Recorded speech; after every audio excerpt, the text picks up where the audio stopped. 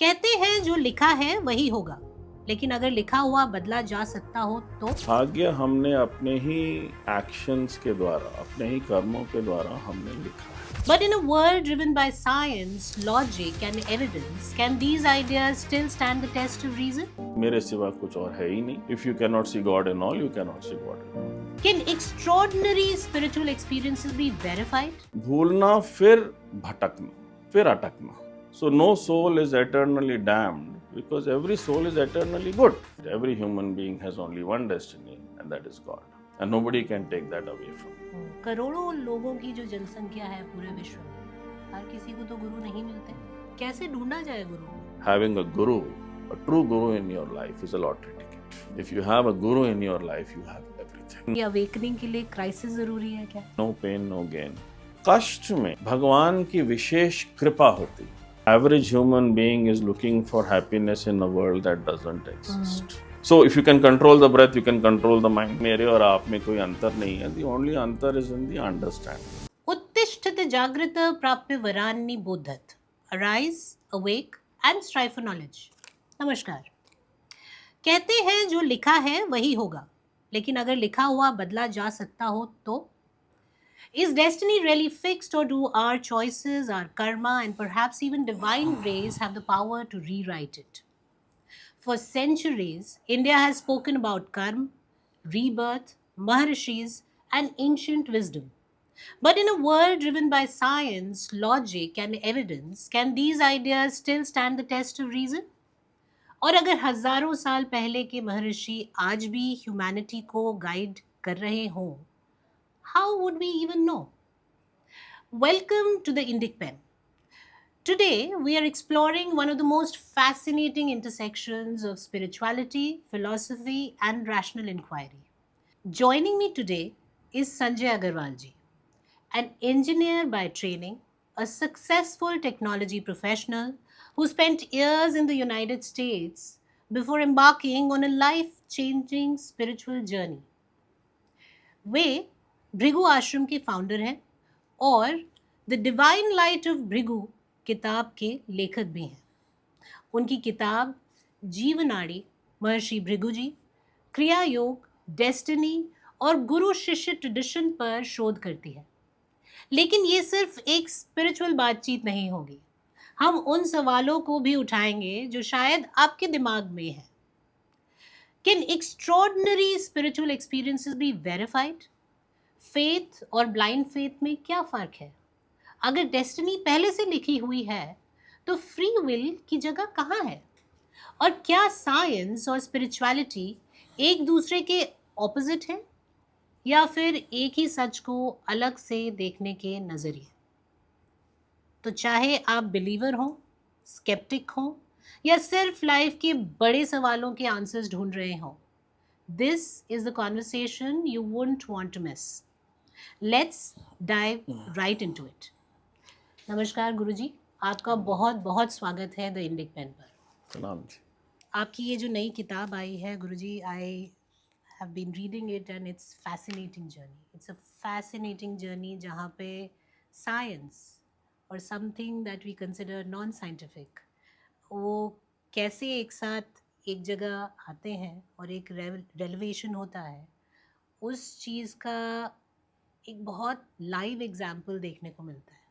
लेकिन इससे पहले मैं आपकी जर्नी के बारे में जानूं और आपके बारे में और थोड़ा पता करना चाहूँगी, क्योंकि हमारे दर्शक बिल्कुल जानना चाहेंगे कि आपकी ये जर्नी कैसे फ्रक्टिफाई हुई कुछ ऐसी चीज़ में जहाँ आप आज जो है लाखों लोगों को जो है एनलाइटन कर रहे हैं. मैं ये जानना चाहूँगी कि एक आम आदमी के लिए ये बोल दिया जाता है, अरे इसका भाग्य ही ऐसा है, it's destined to happen, destiny है. अगर डेस्टिनी ही प्रीडिफाइंड है तो व्यक्ति को तो कुछ करना ही नहीं चाहिए. मतलब there should be no effort. वहीं दूसरी ओर ये भी कहा जाता है, जो कि श्रीमद् भगवद गीता में भी कहा जाता है, कि अपने कार्य को कीजिए. आप जिस जो आपका धर्म है उसके लिए, जिस धर्म के लिए आप आए हैं उसको आप निर्वहन कीजिए. ये बहुत कॉन्ट्रडिक्टरी स्टेटमेंट्स हैं. एक यंग व्यक्ति इस कॉन्ट्रडिक्शन को कैसे समझे? ओम सच्चिदानंद रूपस्य सत्कला सुप्रवर्धनः सर्वनामी सर्वसौम्यः श्री भृगु शरणं मम, श्री भृगु शरणं मम, श्री भृगु शरणं मम। ओम ओम ओम। ये प्रश्न बहुत गहरा है। My father, after he left the army, was very interested in astrology. Somebody had told him, some astrologer in Meerut ने उनको कहा था कि आप 3 साल में आर्मी छोड़ दोगे। तो he said that is not possible, I am a commissioned officer. And 3 साल के बाद ऐसी सिचुएशन आई कि मेरे जो दादाजी थे, grandfather, he had a paralytic stroke. And somebody had to take care. There were 2 brothers, 2 sisters. So my father took resignation from the army to take care of grandfather. So जो उस ज्योतिषी ने कहा वो हुआ. Because of that, he got very interested in Jyotish. And he studied from the great B.V. Raman Institute. And me and my sister, हम खाली दोनों ही थे बचपन में. So we have seen those astrological magazines by B.V. Raman in our drawing room. And we used to wonder what father is up to. And he would say कि आपकी ऐसी दशा चल रही है और ये होने वाला है, वो होने वाला है. So this is called भाग्य. और भाग्य हमने अपने ही एक्शंस के द्वारा, अपने ही कर्मों के द्वारा हमने लिखा है, जिसे हम कहते हैं जीव. जीव इज जो इस संसार से मोहित हो गया and is living in this world with the feeling कि मैं ही कर रहा हूँ, उसे हम कहते हैं जीवात्मा. तो जन्म जन्मांतर तक उसने अच्छे कर्म भी किए हैं, बुरे कर्म भी किए हैं. तो जन्म पर ही आपकी कुंडली लिखी जाती है, जिसे हम कहते हैं जन्म कुंडली. और आपका जन्म पर ही फल लिख दिया जाता है. फॉर एग्जाम्पल, जैसे भृगु महाराज कहते हैं कि if Jupiter is in the 9th house at the age of 35 you will become highly spiritual. It is said, and it is a fact that I have Jupiter in 9th house and at the age of 35 my spiritual transformation started. Now this is भाग्य, जो आपने किया, जैसे करनी वैसे भरनी. Now the higher understanding is, तो इसके लिए आपको गुरु ज्ञान चाहिए, because one is paravidya and other is aparavidya. What is the fundamental knowledge? उसके लिए पुराने ज़माने में आपको गुरुकुल भेजा जाता था. वहाँ पर आपको ये मूल ज्ञान देते थे. तो मूल ज्ञान क्या है कि भागवत में आता है, चतुश्लोक भागवत में आता है. भगवान ने ब्रह्मा जी को भागवत 4 श्लोकों में दी थी जी. तो पहला श्लोक is before creation only I was. और जो कुछ भी आपको, जब मैंने ये सृष्टि रची, जो कुछ भी सृष्टि में है वो भी मैं हूँ, और जो उसके परे है वो भी मैं हूँ, और जो ये काला पीला, काला नीला, हरा भरा जो कुछ भी आपको दिख रहा है, ये उसे मेरी माया समझो. बस इतना ही समझने की आवश्यकता है ब्रह्मा जी कि मेरे सिवा कुछ और है ही नहीं, और जो आपके जहन में नहीं आ रहा है वो भी मैं हूँ, पहले भी मैं ही था, और मेरे सिवा और कुछ है नहीं. In other words, if you cannot see God in all, you cannot see God at all. So God made it very simple. When he made this creation, he wanted to keep it equal. And he thought how I can make this सब मैं ये सामान्य रूप से कैसे रहूँ इस सृष्टि में. He gave himself away to everybody. So it's not one to many, it is one in many. So we are all built in the divine image. यानी कि मेरे और आप में कोई अंतर नहीं है. दी ओनली अंतर इज इन दी अंडरस्टैंडिंग कि एक भ्रमित है और एक ब्रह्म में है. ये भ्रम और ब्रह्म का ही खेल है. So what is a destiny, right? The real destiny, the human being has only one destiny. That is to realize that I am God in human body. There is no other destiny. अहम ब्रह्मास्मि. अहम ब्रह्मास्मि. यानी कि हम कहीं ना कहीं हम भी से विस्मृति. यहाँ पे भगवान को कहीं खोजा नहीं जा रहा है. हम उनको भूल गए कि भगवान नारायण मोहिनी के रूप में आए, शुंभ और निशुंभ राक्षस को गिराया, उनको मोहित किया, और फिर वो सोचने लगी, मोहिनी सोचने लगी कि मैं कितनी सुंदर हूँ, और अपने आप को एक नदी के जल में देखा और फिर कहा कि मुझे विवाह करना चाहिए. तो नारद मुनि अब वहाँ पर परेशान कि भगवान को हो क्या गया है. Has he lost it? Has he lost his mind? So we are all Vishnu, but we are behaving like Mohini. Mohini. How beautifully put. We are all behaving like Mohini. So this false identification, we are identifying with something that we are not. It is called as ego. Either it is aham or aham brahmasmi. तो यहाँ पे विषय विस्मृति, यानी कि हम भूल गए, हम भूल गए. अब स्मृति, we only have to remember our greatness. We are all great because God is great. We are all good because God is good. So no soul is eternally damned because every soul is eternally good. तो यहाँ पर एक भूलना, फिर भटकना, फिर अटकना. So the destiny we are talking about is something that we have forgotten who we are. और हम एक भ्रम में हैं. We are leading a life of delusion कि संसार ने हमको मोहित कर दिया, हम मोहित हो गए, और हम इस मोह की फांसी में अब जन्मांतर तक यहाँ से वहाँ भटक रहे हैं. Till the time we are made to realize कि we have forgotten him. The one who makes you to realize him. That's why we say dharma artha काम मोक्ष. कि धर्म को ना भूलते हुए, धर्म को साथ लेते हुए, भगवान को साथ लेते हुए, उनको ना भूलते हुए कर्म करो. So true spirituality is to remember God at all times and not forget him. The moment you forget him, you are in delusion. And that is a destiny. Human being has scripted his own destiny, which is the destiny of delusion. So the moment he realizes that I have forgotten him and that there is only one destiny, that every human being has only one destiny, and that is God. And nobody can take that away from you. Shrimad Bhagavat Gita में जो जब अपना विराट रूप जो है दिखाते हैं भगवान अर्जुन को, तो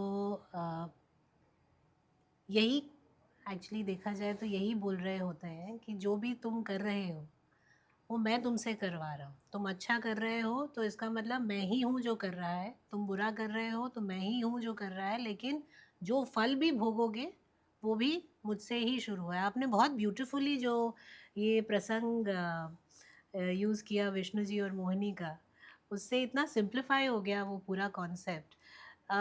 बट गुरुजी आपने ना इसमें 2-3 बहुत इंटरेस्टिंग बातें की और मैं उसमें थोड़ा सा आपके साथ और ज़्यादा I delve deeper into it with you. One is the fact that अगर ईश्वर सब में है, हम ईश्वर के ही कण हैं, सब ईश्वर ही करवा रहा है, लेकिन आपने जो बीच में कहा कि वो रास्ता दिखाने के लिए एक गुरु की आवश्यकता है, तो करोड़ों लोगों की जो जनसंख्या है पूरे विश्व में, हर किसी को तो गुरु नहीं मिलते. अब कैसे ढूंढा जाए गुरु को? मतलब एक गुरु अगर इतना इम्पोर्टेंट रोल प्ले करता है और 99% लोगों के पास वो गुरु नहीं है मान लीजिए हम, तो इसका मतलब 99% लोग भ्रम में जीते हुए ही अपना जो है ये लाइफ गुजार देते हैं. गुरु कैसे प्राप्त किया जाए? इसके लिए आप जो उत्तर है इज़ वेरी सिंपल. गुरु कृपा ही केवलम. इसके लिए कृपा चाहिए. कृपा ही केवल, मतलब कृपा ही केवल आपको वहाँ पर पहुँचा सकती है। अब प्रश्न उठता है कि कृपा क्या है? Kripa is a very invisible word. Kripa in reality means, people think कि भाई इनको ऐसे ही मिल गया, इन्होंने कुछ काम तो किया नहीं, और इनके जीवन में गुरु, इनको गुरु मिल गए और मैं रह गया जैसे जैसे कहते हैं लकी थे। lucky हाँ one, हाँ। right? So the law of karma says that nothing comes by chance. You must have worked for it. तो इसमें उदाहरण आता है कि 5 साल का लड़का, उसका नाम था ध्रुव, छोटा सा लड़का, और वो घर से गया, बाहर गया, कहानी तो पता ही होगी आपको, और वहाँ पर ओम नमो भगवते वासुदेवाय की दीक्षा मिली, और 6 महीने में उसे भगवत प्राप्ति हो गई। तो अब ये प्रश्न उठता है कि इतने सारे योगेंद्र, सिद्ध, ऋषि मुनि जन्म जन्मांतर तक, हजारों वर्षों तक तपस्या कर रहे हैं, उन्हें भगवत प्राप्ति नहीं हुई, उन्हें इसको 6 महीने में कैसे मिल गई? तो भगवान ने उनकी दिव्य चक्षु खोली और बताया उनको कि आप पिछले जन्म में इस कंदरा में तपस्या करते थे, उस कंदरा में आपने तपस्या की, यहाँ पे आपने निर्जल व्रत रखा, और इस जन्म में आपका समय आ गया था कि आपको 6 महीने में आपको भगवत प्राप्ति मिल जाएगी। Same thing is given in Gita, 6 अध्याय में आता है, कृतम पुण्य प्राप्यम लोकानुषित्वा शाश्वती समाह शुचीनाम श्रीमताम गेहे योग भ्रष्ट हो जाए। पुण्य करते करते करते करते करते जीव चला गया, और वो पुण्य का फल उसे उच्चिष्ट ऊंचे लोकों में उसने वहाँ पर वास किया, और फिर उसका एक शुच और श्री परिवार में, in a pure and prosperous home, उसका जन्म हुआ एज अ योग भ्रष्ट। यानी कि to have connection with Guru, you need an association. What is Kripa? Kripa is all the selfless deeds, Niswarth, you did for Guru in past lives. All the selfless deeds, which came in this life in the form of Kripa. So, if आपके जीवन में गुरु आपको ढूंढने आए, इसका मतलब your association is very strong, कि आप जिस चीज में आपने समय ज्यादा बिताया, संसारी होता है जिसने संसार में ज्यादा समय बिताया, और जो परमात्मा की ओर जो जिज्ञासु है, he made efforts towards God.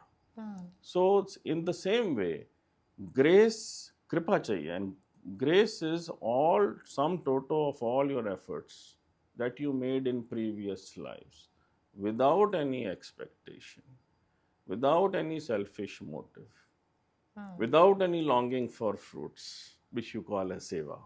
In this janam came in the form of kripa. तो जब समय आया तो गुरु ने आपको ढूंढ लिया, और जो प्रकाश आपने कमाया, जो पुण्य आपने कमाया, nobody can take it away from you. And that is why we should never feel jealous of anybody's destiny, because they have earned it. They have earned it. So why so many people are not able to get? तो इसमें भी गीता में आता है 7वें अध्याय में, मनुष्यानाम सहस्रेषु कश्चित् यतति सिद्धये यतताम अपि सिद्धानाम कश्चन माम वेति तत्वतः। हजारों में से शायद कोई एक ईश्वर की ओर बढ़ता है। उस एक एक जो यत्न करने वाले हैं, वो सिंसियर, उसमें से भी शायद कोई एक परमात्मा का साक्षात्कार करता है। That means why is it not for everyone? भगवान ने कह दिया यहाँ पर कि this God realisation, God proposition is a tough one. Why? Because the maya, the delusion is deadly, and secondly is your individual karma is a very big obstacle, because it is taking you away from God, your worldly indulgences and past. I was about to ask you this, that अगर individual karma इस जन्म का, how does that count? हम कहते तो हैं कि previous जन्मों के जो हमारे कर्म हैं वो संचित होते जा रहे हैं, और हम फाइनली उसको एक इस कर्म में जो है इस जन्म में उसमें जो हमें अच्छा फल मिलता है उन कर्मों का। तो फिर इस जन्म में तो कोई अपने कर्म किसी भी तरह करता रहे, उसे अच्छा फल मिल ही जाएगा। नहीं, the see, you have to see here that hmm. on a general note, the average jeev roams around endlessly for a million incarnations before, in the natural process of evolution, he realizes God. So we are coming with a lot of bag and baggage. शास्त्र कहता है 97%. 97% is what you are bringing from the past. 3% is what you make. But everyone has the potentiality to realize God. And that is why uh, uh, the sadhana that I'm going to talk about, this Kriya Yoga, Gita Divya Kriya Yoga, it gives the potentiality for everybody to realize God in this lifetime, provided they are able to invest their time properly in a time tested sadhana. That is the only way you can break free from the clutches of these incarnational attachments that we are carrying. पर भ्रम को दूर करके उस साधना की तरफ बढ़ने के लिए क्या जतन करने चाहिए? तो यहाँ पे आता है कि गीता में आता है 6ठे अध्याय में, तपस्वीभ्यो अधिको योगी। भगवान कहते हैं तपस्वी से भी अधिक है योगी। और फिर कहते हैं ज्ञानेभ्यो अपि मतो अधिकः, ज्ञानी से भी अधिक है योगी। अर्जुन, कर्मेभ्यश्च अधिको योगी, अच्छे कर्म करने वालों से भी अधिक है योगी। तस्माद् योगी भवार्जुना, हे अर्जुन योगी बन। तो भगवान कह रहे हैं कि तपस्वी से भी अधिक है योगी, ज्ञानी से भी अधिक है योगी, अच्छे कर्म करने वालों से भी अधिक है योगी, योगी बन। अभी आप देखो कि हर एक अध्याय के बाद इति श्रीमद् भगवद गीता सु कृष्ण अर्जुन संवाद योग शास्त्र, this is the yogic science God has given you. Now the question arises, who is a yogi? तो 6ठे अध्याय में पहले श्लोक में आ जाता है, अनाश्रितः कर्म फलम कार्यम कर्म करोति यः। कर्मों के फलों का आश्रय ना लेते हुए कार्य और कर्म करो। अब यहाँ पे कार्य और कर्म has been very carefully chosen. One represents worldly duties, other represents spiritual duties, so that even your meditation should not be done with longing कि मैंने इतना साधन किया, मुझे मन की शांति नहीं मिल रही। It should be done out of love for God. Right? स सन्यासी च योगी, he is both sannyasi and yogi. न च निरग्नि न च akriya, not one who is attached to inactivity. So now the question arises here is, what kind of action I should do so that I can free myself from this bondage, this worldly attachment, which all this is packed in the 700 verses of Bhagavad Gita, which is called as Gita Divya Kriya Yoga. The science of breath control. That mind is intimately connected to the breath. As the breath, so the mind. Bhagwan ne banai aisa hai. And that there are 50 kinds of breath in the human body. And as your breath changes, the mind changes. And if you can control the breath, you can control the mind. तो 4थे अध्याय में आता है, अपाने जुवति प्राणम, प्राणे अपानम तथा परे, प्राण अपान गति रुद्वा प्राणायाम प्राणा, offering exhalation to inhalation. Apane jugati pranam, prane apanam tata, offering inhalation to exhalation.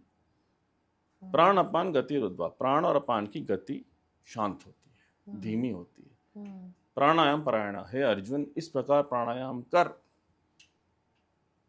गुरुजी, इससे पहले मैं इस क्रिया के बारे में आपसे थोड़ा और जानूं, मैं उस इंसिडेंट के बारे में जानना चाहूँगी जहाँ से आपकी ये यात्रा शुरू हुई, और ख़ासकर क्योंकि आपने अपने पिछले संवाद में in the answer you talked a lot about and emphasized a lot on guru. आपके अपने गुरु हैं, और ये यात्रा जो गुरु से मिलने की यात्रा थी, ये कैसे शुरू हुई, उसके बारे में थोड़ा सा हमें बताइए। Definitely, actually, The story goes back a little bit before that, that 2006 में चेन्नई से श्री रमणी गुरु जी जो वहाँ वहाँ के बहुत माने हैं और सिद्ध गुरु हैं, he used to come regularly to California to his disciples' place. So it so happened that we were in association with his disciples who had invited us and told us that our guru has these palm leaves that Maharishi Kakbhushundi ji gave in the Himalayas, and it is Jivanadi, it is live nadi as opposed to the thumbprint nadi that is popular in South India, and the words appear there in light form. So, coming from a computer engineering background and all these things, so there is skepticism at that time, and me and my wife at that time. तो हमने एक कान से सुना, दूसरे कान से निकाला. But somehow in the evening, I want to cut the story a little bit short here. That ऐसे अंदर से आया, I told my wife कि जाके कुछ नहीं तो नमस्कार करके आशीर्वाद लेकर आ जाते. So we went there, and he was sitting on the chair like I am sitting, and he had a lot of disciples there. And the one who got us there was very excited that we are there, because at that time my Jyotish Gyan was coming out. And she took us and made us to sit in front of Guruji. So he first looked at me and then looked at my wife, staring at us, not saying anything. And he says, nobody can get this kind of Gyan just like this. Let us see what my Guru has to say. So we went up on the third floor. There is an asan. And he has these archaic palm leaves. तो उनका एक method होता है कि वो पत्र निकालने का, तो उसमें निकालकर in ancient Tamil, he began to sing. In that, we could hear the word Bhrigu in Tamil, and then he stopped it and he asked somebody to translate it. So when that translation was done, it was very clearly said that for me and my wife, that there are two souls here who have had the association with Bhrigu from several lives. They also don't know who they are. And they have the Bhrigu's fullest grace, and Bhrigu Ashram is written in their name. And a daughter is going to be born in their family.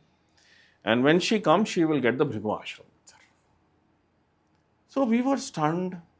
And we did not know how to even express ourselves at that time. But somehow, एक हृदय में एक feeling I of coming home, as if when we heard the word Bhriguji for the first time in this life, in this way, it was like coming home for each one, both of us individually. This was the Bhriguji first revealed himself to us as his Guru. As our Guru. Second point, then he would come every year, and a lot of revelations were made. I cannot say this right now in this interview. No, They fair were, enough, in fact, the whole life was given out till the last breath. This is going to happen. And at one point, I got a call from Mr.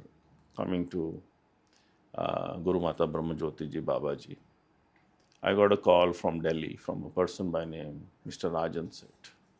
So he must have gone through our website. By that time, the Bhrigu Ashram had manifested. My daughter was born. अच्छा. Everything happened as per the. It was like laser-like precision.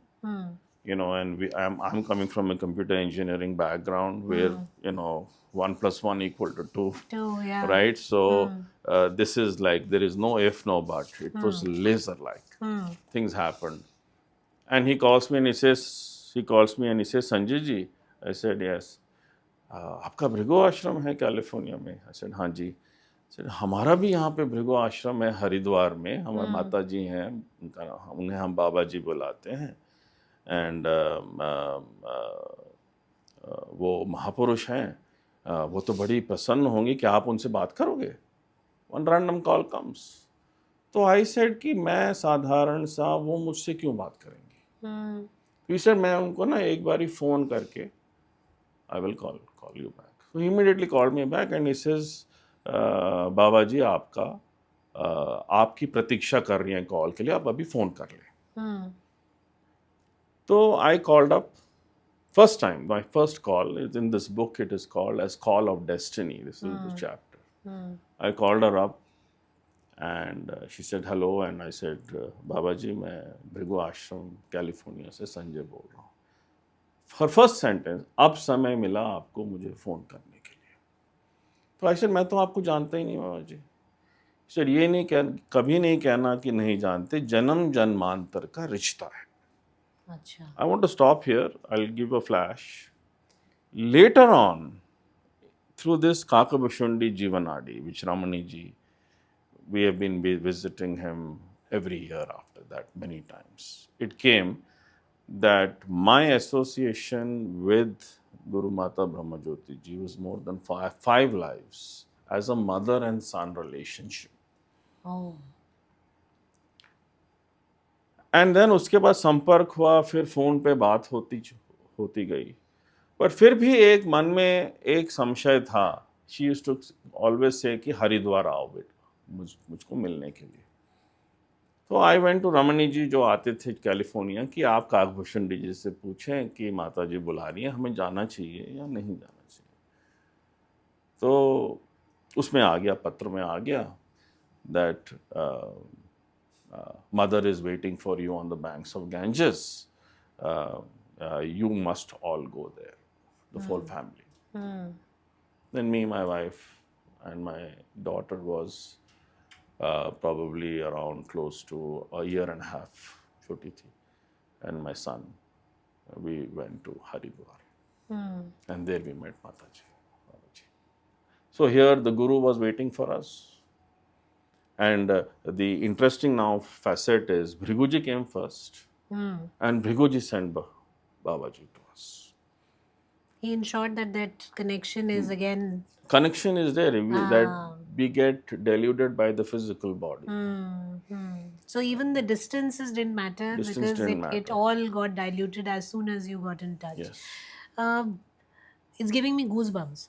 But इसी बातचीत के में जो है, जो मैं पूछना, जो नेक्स्ट नेचुरल क्वेश्चन आता है उन लोगों के लिए जिन्हें आप ही की तरह शायद भृगु महाराज के बारे में बहुत कम ज्ञान है या लिमिटेड ज्ञान है या हो सकता है कुछ ना पता हो. मैं जानना चाहूँगी कि ये जो भृगु महाराज जी है और उनकी जो ये जीवनाड़ी की जो पूरा साइंस है, ये क्या है, इसको ज़रा थोड़ा सा हमारे लिए समझाएं. ऐसा है कि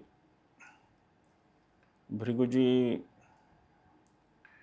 ने, इसमें आता है शुक्र जी ने, जो भृगु जी के पुत्र हैं, भृगुपुत्र शुक्र, उन्होंने Bhrigu ji, he is not only the son of Bhrigu but also the eminent disciple. So this entire dialogue which we call as Bhrigu Samhita is a Bhrigu Shukra Samvad. This is a very traditional way. तो शुक्र जी ने कहा है चतुष्कोटि कर्म शास्त्र संहिताम प्रोक्तवान पुरा. चतुष्कोटि यानी 4 करोड़ उन्होंने, भृगु जी ने ये जो संहिता शास्त्र है वो रचा. कैसे योग शक्ति से, along with his 9 eminent disciples. So this collection, this is what is traditionally known in today's world, that these manuscripts that were written and handed down, and some were probably rewritten because of the decay over time, and only a few were remaining, which people would go and try to find out कि मेरे इस जन्म का फल क्या है, क्या होने वाला है, और अगर कुछ होने वाला है, कुछ दुर्घटना है तो उसका उपाय क्या है, जिसे we call as Bhrigu Samhita. Now if you look at traditional yogic, विषय योग दृष्टि से अगर आप देखें, योग दृष्टि से सारे ऋषि मुनि जुड़े हुए हैं. तो कौन ये कौन है, उस योग दृष्टि से उस योग शक्ति से सब एक है. Like I said, if you cannot see God in all, you cannot see God at all. तो उनकी दृष्टि से सब एक है. हमारी सांसारिक दृष्टि से ये सब द्वैत है कि ये है, ये है. उस योग दृष्टि से आपको ये सब पत्रों की these लीव्स की कोई आवश्यकता नहीं होती.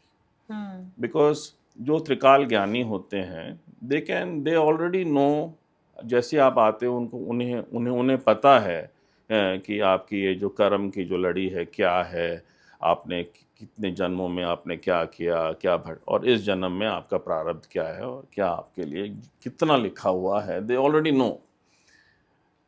Some great souls who have gone within themselves and have discovered the great light, right? And who are one with that light, which we call as Brahma Jyoti, Brahma Prakash. Whatever they speak, it will come true. They don't need any medium, right? So we call that as Vak Siddhi. Right? वाक सिद्धि क्या होता है कि that अगर आप सोने से पहले कहें कि मुझे सुबह उठकर ओम का उच्चारण करना है 108 बार, अगर आप सुबह उठें और आप उच्चारण करें, that means you have infused consciousness into that thought. And you keep repeating and thinking whatever you think, you keep doing, in due course you will get Vak Siddhi. जैसे in modern terms manifestation. Right? That means you are living up to your word. So these great saints and sages, they don't need any medium. So this Jiva Nadi, we say, is live Nadi. It has a current. And when the Maharishi speaks something, you can feel the energy, you can feel the vibration, and it is coming off in the form of words. Bhrigu महाराज का एक connect Shrimad Bhagavad Gita जी से भी है, और एक strong connect है. उसी वजह से शायद आपका भी श्रीमद् भगवद गीता जी को लेकर जो है एक अलग ही रिलेशनशिप है आपका, जो एक आम साधक है उनसे बहुत डिफरेंट लेवल पे है. थोड़ा सा हम उस पर भी बात करना चाहेंगे, क्योंकि मैं खुद एक गीता साधक हूँ, और जैसा कि मैं आपको बता भी रही थी कि कुछ तो हुआ है कि जब से मैंने दोबारा पुनः उस स्क्रिप्चर को पढ़ना शुरू किया है, साधना करनी शुरू की है, मैं ऐसे लोगों से जुड़ती जा रही हूँ जो गीता जी पे जो है असीम फेथ है उनका. तो गुरुजी थोड़ा सा उसके बारे में भी बताइए कि ये जो कनेक्ट है, और गीता जी में जो भृगु महाराज जी का मेंशन भी है, और उसके बाद जो आप क्योंकि आप जब बड़े हो रहे थे, आपने जैसे बताया कि जो है हम जैसे आम बच्चे बड़े होते हैं वैसे बड़े हुए, बड़े मॉडर्न थॉट प्रोसेस के साथ बड़े हुए. मैं मॉडर्न शब्द को थोड़ा लोडेड मानती हूँ इस केस में, लेकिन मतलब एक ऐसे बच्चों की तरह बड़े हुए जैसे हम लोग बड़े होते हैं, जिसमें आप अपना स्कूल जाते हैं, एक पर्टिकुलर स्ट्रक्चर में आपको पढ़ाया जाता है. स्क्रिप्चर्स के बारे में आपको सिर्फ शायद उतना ही पता है जितना आपने शायद टीवी में देखा हो, रामायण और महाभारत में. तो थोड़ा सा इस बारे में आपका जानना चाहूँगी, ये जो जर्नी रही जहाँ पे आपका कनेक्ट श्रीमद् भगवद गीता जी के साथ हुआ, और ये जो हमारे इम्पोर्टेंट एपिक्स हैं रामायण और महाभारत, इनको लेकर आपका जो कनेक्ट हुआ, इन दोनों चीज़ों के बारे में थोड़ा प्रकाश डालिए, बिकॉज़ ये एक बहुत इम्पॉर्टेंट एस्पेक्ट है. आज बहुत से लोग जो है वापस कोशिश करते हैं कि हम समय निकाल के रामायण पढ़ें, महाभारत पढ़ें, उससे जीवन की कुछ सीख लें, लेकिन कई लोगों को ये बहुत नेचुरली आता है, जैसे आपसे मेरी बातचीत हो रही थी. तो थोड़ा इस बारे में ज़रूर जानना चाहूँगी मैं. So growing up in the modern family, तो मतलब Gita was a very foreign subject at that time, and we've heard कि भैया Gita is the central of Hinduism, and बस हमने गीता बस इतनी सुनी कि टीवी सीरियल आ रहा है और वहाँ पे कर्मण्येवाधिकारस्ते मा फलेषु कदाचन. Like anybody, Like anybody, any child, we all grew up in that kind of environment without ji. understanding what the essence of the Bhagavad Gita is. It all started again with Guru's intervention in my life. That in 2005, I was going through a very difficult time. 2004, 2005 with my work environment, corporate, and the economic depression in America and stress.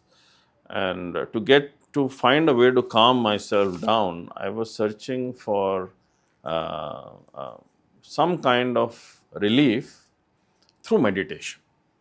So at that time, I did a lot of searching around, and I found Kriya Yoga Institute, which is very well established. And there, I got initiated through a wonderful yogacharya, and I learned the Kriya Yoga techniques, and I started practicing.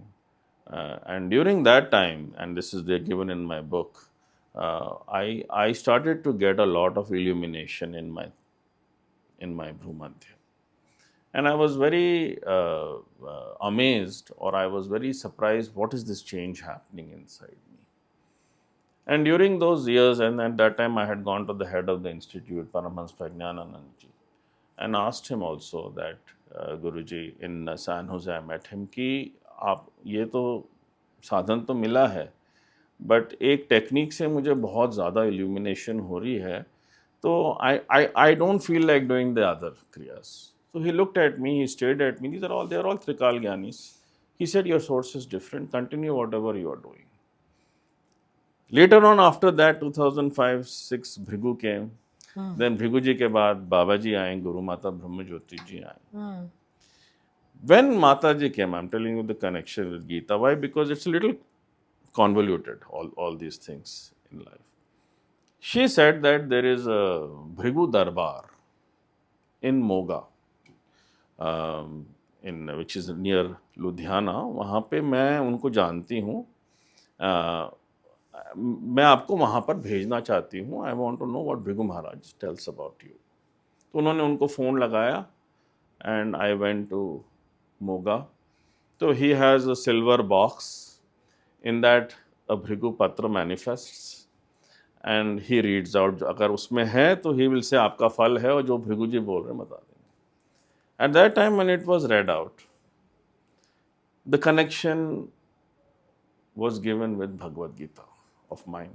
Okay. And he gave me Dwapar Yug ka phal, Bhrigu ji, at that time, which was a long phal, 45 minutes. I still have it in my recordings. And the connection was given that I'm connected with Gita. After that, after all these things happening, I started feeling from andar se a great love for the first time for Ved Vyas ji. मैंने व्यास भगवान जी के बारे में ज़्यादा लिखा नहीं है इसमें, but I want to dedicate a whole book to him. I started feeling a lot of love for him. And I asked at that time in the Bhrigu Sangita in Moga, Bhrigu ji asked me, आज मैं बहुत प्रसन्न हूँ पुत्र, जो पूछना है पूछ. तो I told him कि मुझे व्यास दर्शन कब होंगे. He said in reply that इस युग में व्यास भगवान अगर दर्शन देंगे, उनमें तेज इतना तेज है कि एक अंगहीन हो जाएगा, तो वो दर्शन नहीं दे सकते, मगर व्यास की पूर्ण कृपा है. Somehow after that, I started registering the Bhagavad Gita from inside me. Oh. Now, whether anybody believes it or not, it just came to me. The inner revelation. And You mean to say you never read it? I never formally read it. Acha. I never formally read it. But I was able to get, see, अगर आप देखो भगवद गीता, गीता मतलब गीत मतलब गाना, right. Dhritarashtra ने सुना संजय से, संजय ने सुना, अर्जुन ने सुना, राइट. तो यहाँ पे सुनने की शक्ति है. ये सब में हनुमान जी ने भी सुना, हनुमान जी ने भी सुना. तो ये चीज़ जो सुनी हुई है वो आपकी स्मृति में रहती है. वो कहीं ना कहीं उसका प्रभाव आता है. And it passes on over generations. It passes on over generations, and later on I will tell you how the name Gita Divya Kriya Yoga came to be by Bhrigu ji and Shri Yukteswar Bhagwan and all of that. So the answer to your question is, we are a makeup of many lives. हमारे अंदर क्या भरा हुआ है हमें ही नहीं पता, right? So we have digested it. जैसे आपने कहा कि somehow you connect only with those who have some connection with Gita or who are interested in Gita sadhak, right? So we are all connected in some way. I am sitting here, without a connection we cannot sit. In the same way, आप जिस चीज में आपने रमण किया, जिस चीज में आपने लंबे समय तक समय बिताया, जैसे कहा कि माता जी के साथ more than 5 lives and Bhrigu ji more than 6 lives, it has been said, connection. तो वो चीज आपके साथ है, कोई nobody can take it away from you. समय समय पर वो उसका प्रभाव दिखाती है, और बस आपको उस प्रभाव को फील करने की जरूरत है. it just comes to you because the gyan is born out of tapasya. One is the outer education. We go to an elementary school and college. We Formal learn so schooling, many हाँ, things, formal schooling, but we haven't realized anything. The other is that in which you realize the fundamental knowledge, which is within you. It's already there in your system. तो एक बार भृगु जी ने कहा था कि पूर्व जन्म के इतने संस्कार भरे हुए हैं, उसको भी मुझे खोलना है. तो that's why यहाँ पे गुरु की प्रधानता है. According to me, a person, I'll tell you right now to everybody, that coming from a modern family and going there to the US as an immigrant, working from 1993 to 2008 in corporate America. Today, a person who never was into any of these things, I can say with strong conviction, along with my wife, that having a guru, a true guru in your life is a lottery ticket. If you have a guru in your life, you have everything. But to get that Sadguru in your life, you have to earn for it. You have to work for it. It doesn't come to everybody. It doesn't come. और माता जी कहती थी कि श्रद्धा के लिए भी कर्म चाहिए. विदाउट संस्कार एंड कर्म श्रद्धा भी नहीं आती. जी. To even get faith also, you can't say that I have faith. If you say I have faith, the moment you are tested, you fall down. उसके लिए भी you need पुण्य. बिल्कुल. Without punya, nothing will come. बिल्कुल. In this life. गुरुजी, आपने एक बहुत interesting aspect पे भले ही टच अपॉन किया, लेकिन आपने बताया कि 2005-4 में आपकी जो है लाइफ में क्राइसिस चल रहा था, और उसके बाद जो एक रेवलेशन हुई आपको, और जो आपकी यात्रा उसके बाद शुरू हुई स्पिरिचुअल और अपने को जानने की और अपनी अवेकनिंग की जो यात्रा थी, जो आज आपको यहाँ लाई है, उसमें एक मेरा सवाल बहुत सिंपल सा है कि अवेकनिंग के लिए क्राइसिस ज़रूरी है क्या? See, there is a saying, no pain, no gain. Right? तो भागवत में कुंती स्तुति आती है. तो भगवान, I'll tell you in a more humorous note, कि Krishna is in a good mood after war and asks Yudhishthir, जो मांगना है मांगो. युधिष्ठिर ने कुछ मांगा, अर्जुन ने कुछ मांगा. तो कुंती माता की बारी आई, माते जो मांगना है मांग.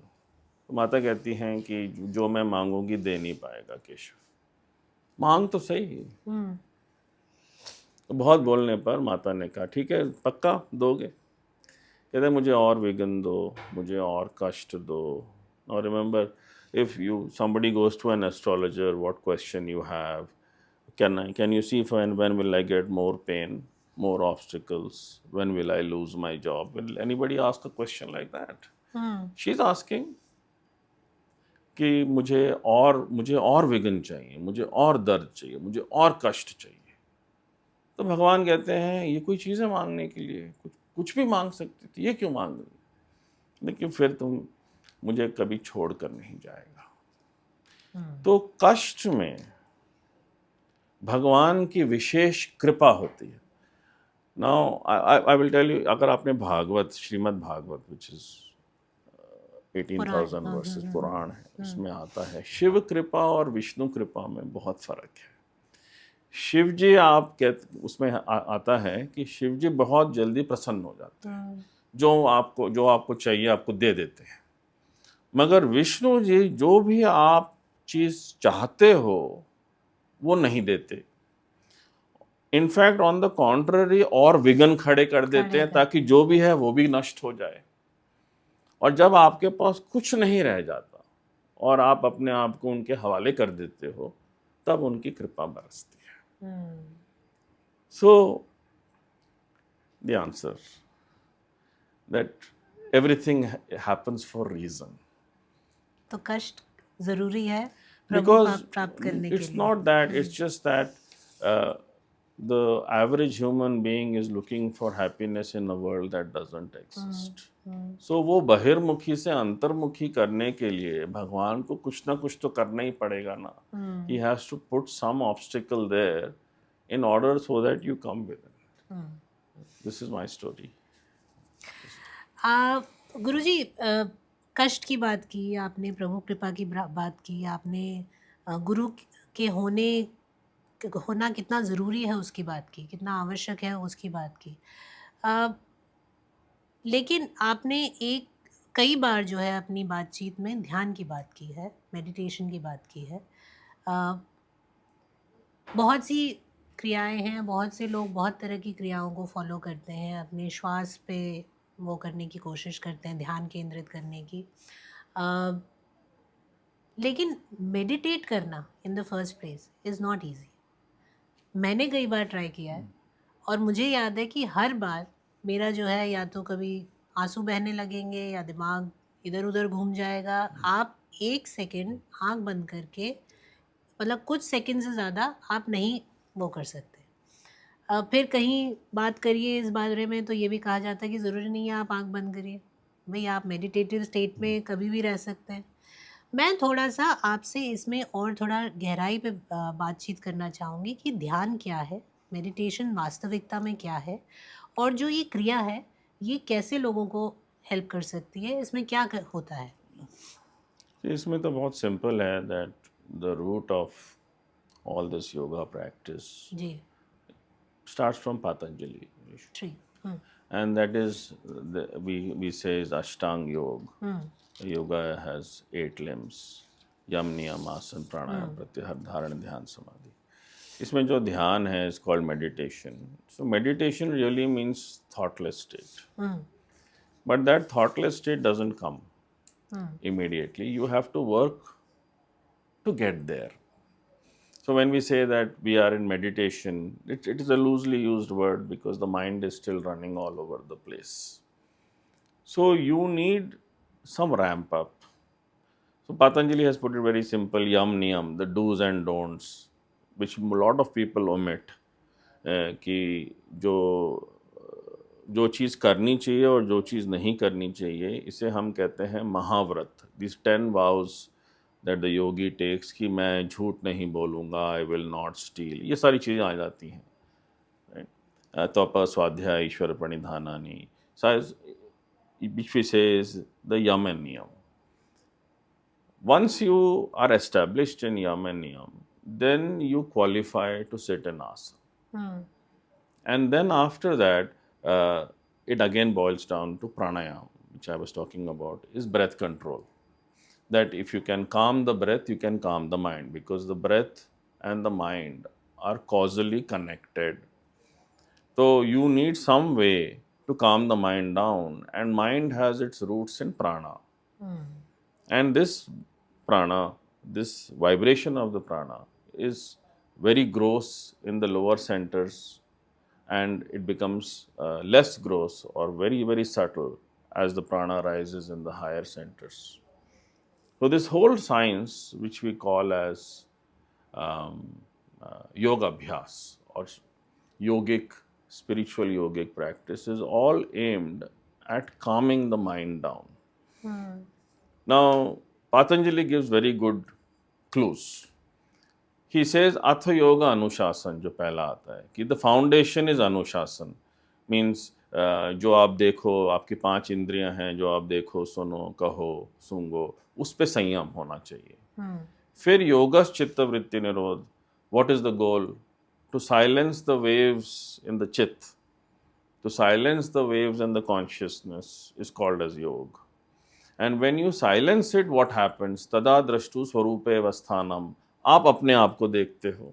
The moment the mind calms, you are able to see yourself in the mirror clearly. साक्षात्कार we say. Now, how to get there? I'll give you the 24 karat gold statement. There are only two ways in which you can calm the mind.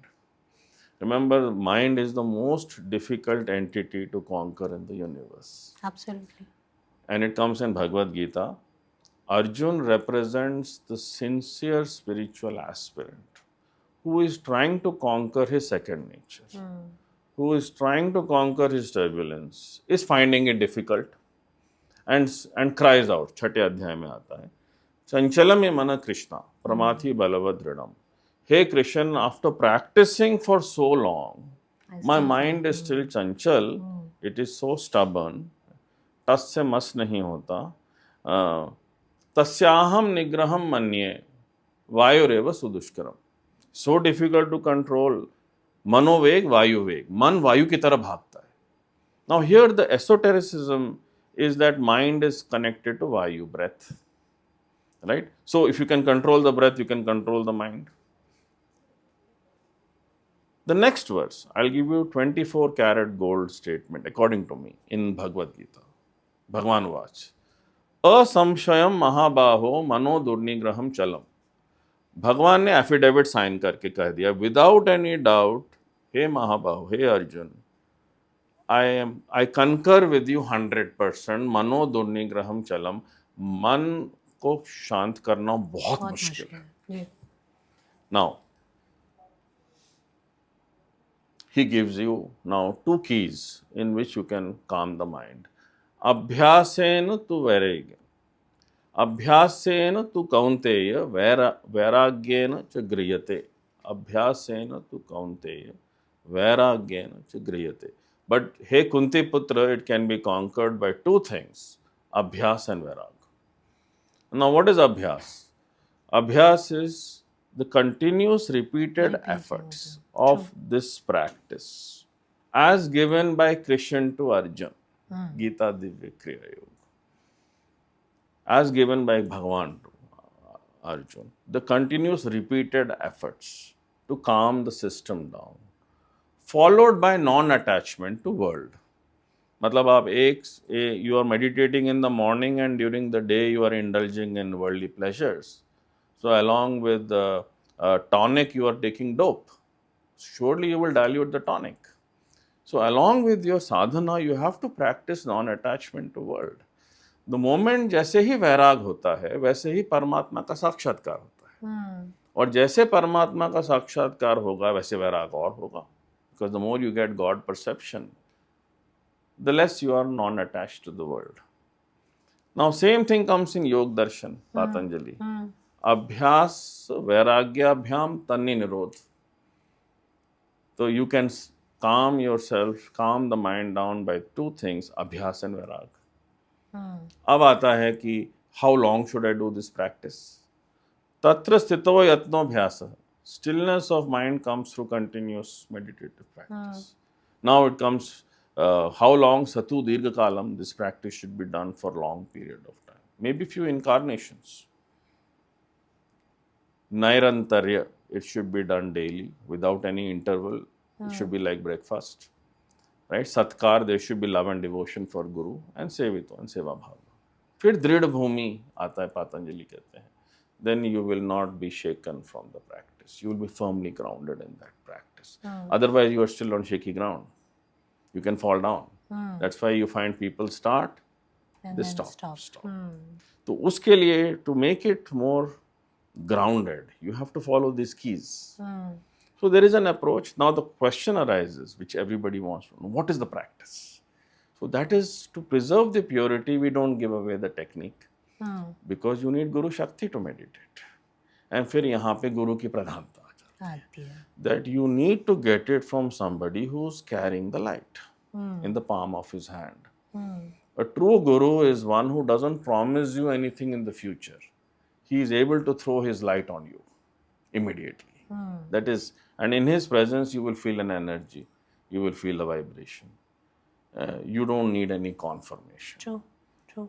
So the technique is not given out in open public. Otherwise, the essence of it is lost. Lost. पर गुरुजी फिर वहीं एक सवाल आता है कि गृहस्थ आश्रम में आप रोज़ ऑफिस जाते हैं, कोलीग से मिलते हैं, घर में बच्चे हैं, अगर पुरुष हैं तो उनकी पत्नियां हैं, उनके रिक्वायरमेंट्स हैं, पत्नियां हैं तो उनकी फैमिली है और घर के रिक्वायरमेंट्स है। गृहस्थ आश्रम में रहते हुए आप वैराग की बात करते हैं, तो वैराग्य कैसे प्राप्त करे आदमी? Vairag, see, it is a matter of understanding. And this is where you see, Gita is my favorite subject. That Gita, when Bhagwan says, Tasmad yogi bhavarjuna, that become a yogi. Who is a yogi? A yogi is one who is practicing this breathing technique, the scientific breathing technique as given. When you practice that techniques, right, you immediately get a God perception. Okay. Now, what is God perception? So we say that Pashyati vadati shrunoti, Gita mein aata hai, that God expresses himself. God expresses himself as light, sound, and vibration. Okay. That light is not our tube light or electric bulb. That is the light of creation. Right? That is the light which illuminates all lights. That becomes a living reality to the yogi. Right? So, इसमें आता है गुरु स्तोत्र में अखंड मंडलाकारम व्याप्तम येन चराचरम. अखंड Mandla, Mandla means circle. अखंड means जिसको खंडित नहीं किया जा सकता. The yogi perceives that God as a circle of brilliant light, akhand mandala, akar, vyaptam, and which is all pervading, char and achar. It is both movable and immovable, right? And when he beholds that light, when he tatpadam darshitam, that verily is the darshan of the Guru. Yena tasmai Shri Guruve Namah. I bow down to such a Guru. So when you perceive, when you have direct perception of God as light, as inner light, sound, you are able to experience the tangible qualities of God. So the first experience of God is peace. That you feel a peace, a shanti which is tangible. जब आपको वो शांति की अनुभूति होती है, immediately वैराग होता है. जी. See, it will take me a little time to explain this. No, of course. Because the moment you feel God as peace first. Now, peace is also an interesting word. What is peace? आपने एक mint खाया, or if you take a Halls, you feel some coolness in your mouth. You multiply that sensation 1,000,000 times in your midbrain.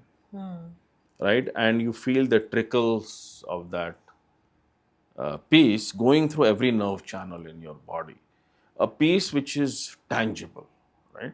And that lifts you. मतलब आप इस संसार में हो और होते हुए भी ना हो. Right? You are here but you are gone. You are gone. So we say नशा, कि संत भी अपने नशे में है. आशा यानी डिज़ायर, ना मीन्स नॉट, नशा means this is a desireless state. Right? वो गया, मतलब वो यहाँ पर भी है मगर वो गया, he is gone. Right? The deeper experience of God is bliss. Now there is no opposite word for bliss in the English dictionary. So we say भगवान कौन है? सच्चिदानंद रूप. God is sat, God is truth, God is chit, God is ever existent. यानी कण कण में परमात्मा भरपूर है. There is not a place where there is no God. And God is anand. Now Anand is a very interesting word, right? कि ये जो भगवत समुंदर है, ये भगवत सिंधु है, उसका जो एक बिंदु है जिसने चख लिया, जो बिंदु हम कहते हैं बिंदु तत्व, जिसने उसको चख लिया, उसकी बात बन गई. अब उसका बखान कैसे किया जाए? तो इसे गूंगे का लड्डू शास्त्र कहता है कि अब वो गूंगे ने लड्डू का स्वाद ले लिया, अब उसका बखान कैसे करे वो? जिसने बखान किया उसने उसको चखानी, because that anand, that is why जो संत मुनि होते, जो ऋषि मुनि होते हैं, दे विल नेवर से सुखी रहो, दे विल ऑलवेज से आनंदित रहिए, आनंदित रहिए। राइट? दिव्यानंद, परमानंद, बोधानंद, दयानंद, ये सब आनंद का ही है.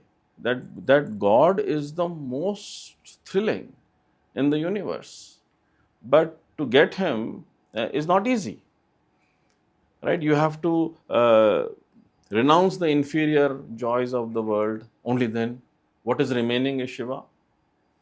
True. So we have forgotten him and we have latched on to so many things. So that it is a matter of understanding that आप कोई चीज छोड़ नहीं रहे हो, आप बेसिकली भ्रम को त्याग रहे हो.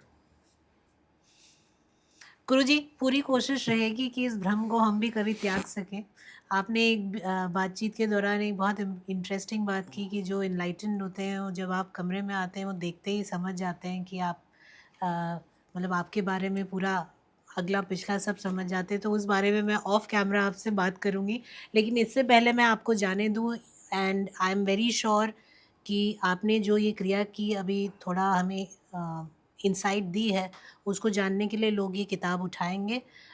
लेकिन इससे पहले मैं आपको जाने दूं, एक स्केप्टिक 25 साल का बच्चा जो आज सड़क पे उतरा हुआ है, अपनी लड़ाई लड़ रहा है, उसके दिमाग में हर तरह का भ्रम है, एंग्शियस है, एम्बिशियस है, उसको हर चीज़ प्राप्त करनी है लेकिन कहीं ना कहीं रोक है.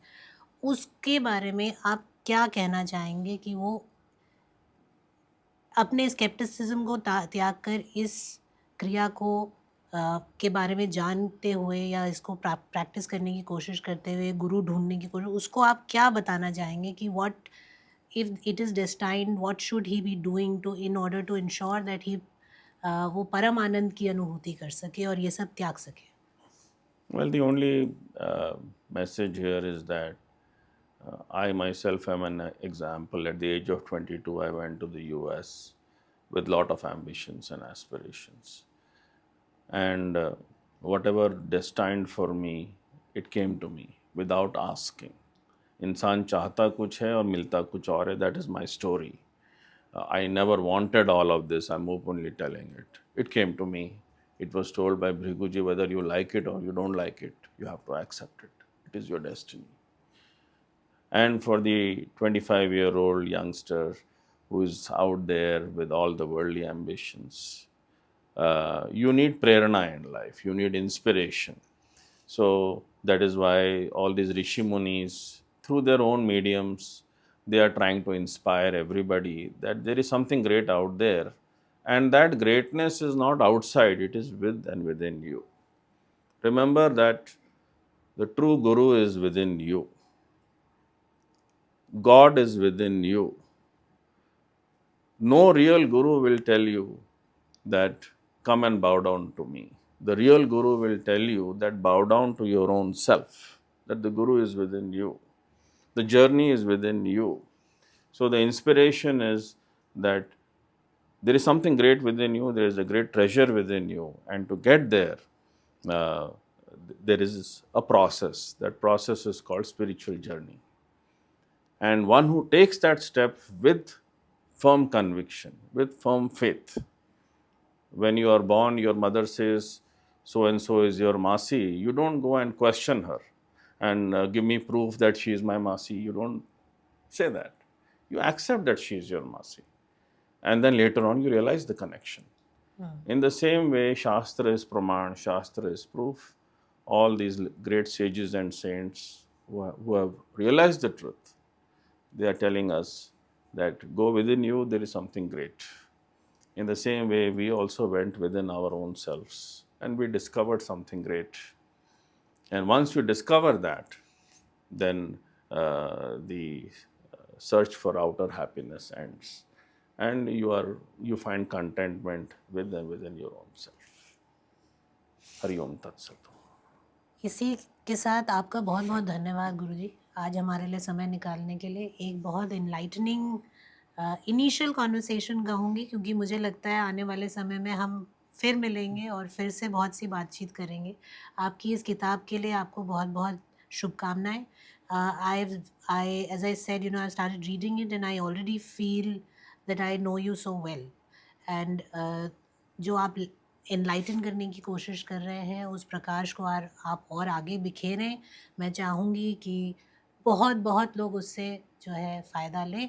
आपका again, once again, thank you so much for being on our show. Thank you so much, Om Ji.